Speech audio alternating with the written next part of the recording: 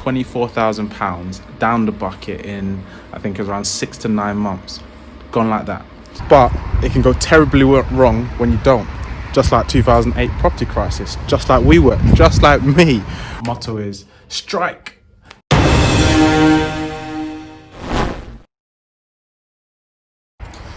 So new week, new day. As you could probably see, it's that time of the year where it's loads of snow. I'm up in the northeast with this great weather that you can see behind me and the conditions we're in. It actually got me reminiscing of when I was at university, because I studied up here in the northeast at Durham, and there was some freezing cold weather. Oh my God, how do you even get started? So I got so climatized that actually when it was snowing, I was still going outside with shorts, t-shirt, as well as sandals. That's how climatized I got. Don't ask me if I do that now. Nowadays, anything below 21, 22 degrees, you see the central heating getting pumped up in the office or at home. But I got reminiscent because it's at university that I started property. I started buying as well as mostly sourcing property. And why that got me started, because sourcing my first property took me maybe 1 month. It was very quick. But then it took a number of other months after that to start getting the ball rolling and building up momentum. But I think after my 5th or 6th property, that's when I actually started getting a bit ahead of myself, started getting super confident. Yeah, after only 4 or 5 or 6 property deals. And I was like, oh well, if I could do this just in the northeast, well, why can't I do it nationwide? I can go and exploit it. And one way I thought of doing that was through online marketing, through search engine optimization.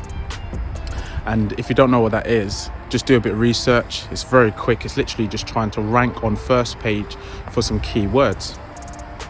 And one of those keywords was like, we buy houses. And I'd never done search engine optimization before, but I thought, well, if I can just get that going, I'm going to use a third party to build it. I'm going to get them to create the website. I'm then going to get someone else to create to do all the ranking. And I'm going to get bucket loads of leads. I'm going to convert loads of leads. Obviously through naivety, through not knowing any better. I think every month I was spending £2,000 to £3,000 on search engine optimization. And after 6 to 8 months, nothing. And I couldn't tell whether it was working or not. I couldn't tell whether search engine optimization was the right way to go, because I had never done it before. I was relying on someone else. I had no understanding of marketing. I had no understanding of search engine optimization. I was literally just flushing money down the toilet through my naivety.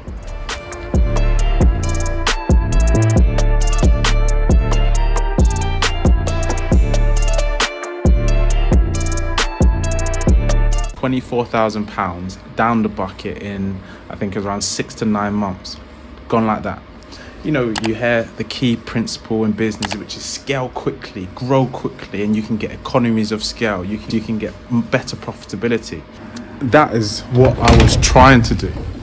So when you look at large companies like McDonald's, you see guys like this, like Road Chef, McDonald's. You look at them as the blue chip firms, the large firms that have done it, that they've scaled quickly. They've got all these economies of scale, and that's all great. That is fantastic.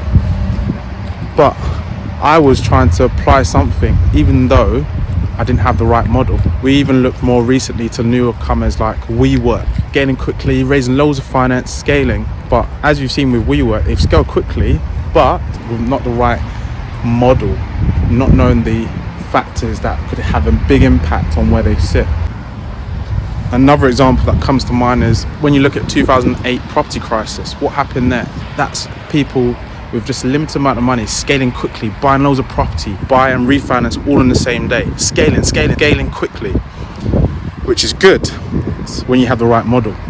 But it can go terribly wrong when you don't.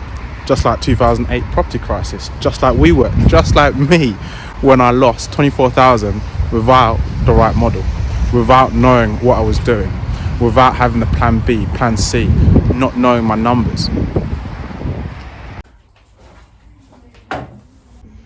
But what we're going to have to do then is do the hard work to think, how do we make this applicable for the sourcing business? Yeah.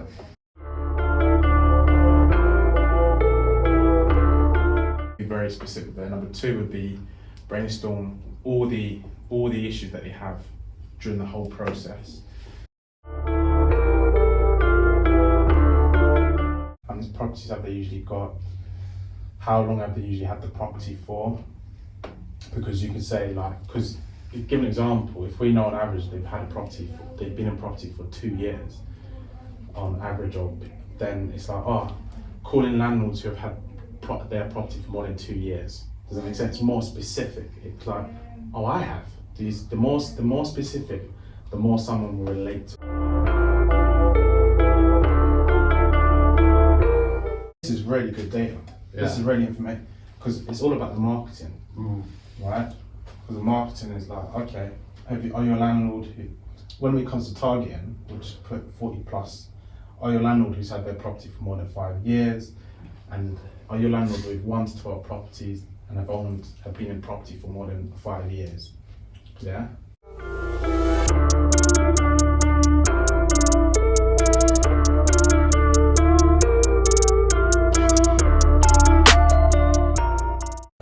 So the key lesson I learned from that was several, actually. One is run your race, do the hard work, put the time in to learn the key process, the key method that you're doing. So for example, in search engine optimization, that was a £24,000 mistake.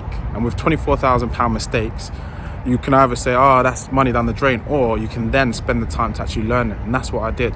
So even now, I continue to learn and master it and learn what's new. But as a result, I went from someone that didn't know anything about generating leads online with vendors to now getting consistent amount of leads, investors, all through online marketing.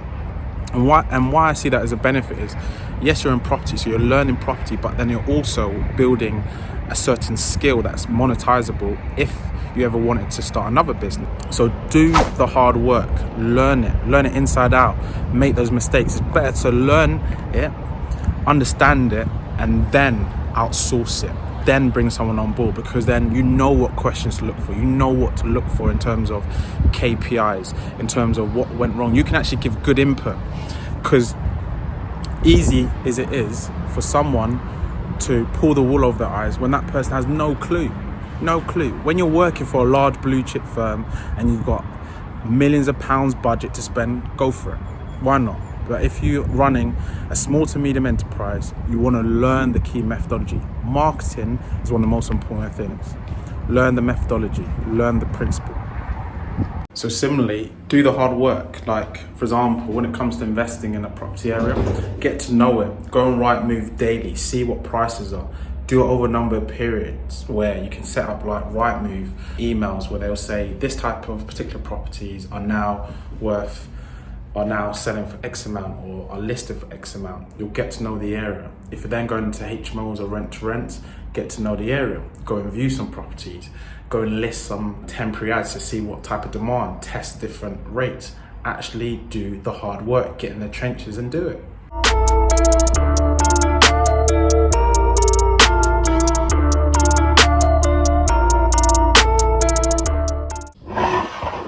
And it's once you're seeing consistent results that you would then start thinking about scaling, about going at a high pace of growth. I'm not one against scaling. If you know me, my motto is strike. Once you found it, take your time, eye it up, look at it, get your model right, be consistent. And then once it's right, strike like no one's business. I remember one of the advice I got when I was much younger. The person had been in property a number of years, and they said there's going to be a period in your time where there's going to be loads of opportunities, going to be loads of deals, and you have to be ready for it. You have to strike whilst iron's hot. So once you've done that work, once you've tested the model, once you've got that skill set and you've got the confidence, then you strike. Then you go out, you invest as much as you can, you raise money and go wholeheartedly into that opportunity. The key principles I learned, and when you kind of wrap it all together, is know the model inside out, go at your own pace. Don't look at what people are doing left, right and center. Use that as inspiration, but don't see that as they're doing better than I am. You're running your own race. You want to be able to look at the mirror and say, you know what, I did it because of my own conviction. Not because this person told me to do, not because that person did, but because I did my own research, had my own conviction, and I followed through. Because if it doesn't work, or if you try to scale or do something based upon what others do, if you win, then great. But if you don't, you'll say, oh, well, I wish I had. You don't want any wish I had. You don't want any regrets. You just want to make sure that, good or bad, you had the conviction to follow through. And then the second one is keep good records. Become a master of data. I remember when I was working at a blue chip firm, the key thing that one of my managers back then always said is, well, data is the king. That means make decisions based upon data, collect data, store good data. Good-ish in, good out. So what does that mean? Whatever you put into it, if you give good data, you're going to get good results. You're going to make good decisions. So keep track of what you're doing, keep track of how your model's working. And then once it's all said and done, you'll have the information around you to make really effective decisions.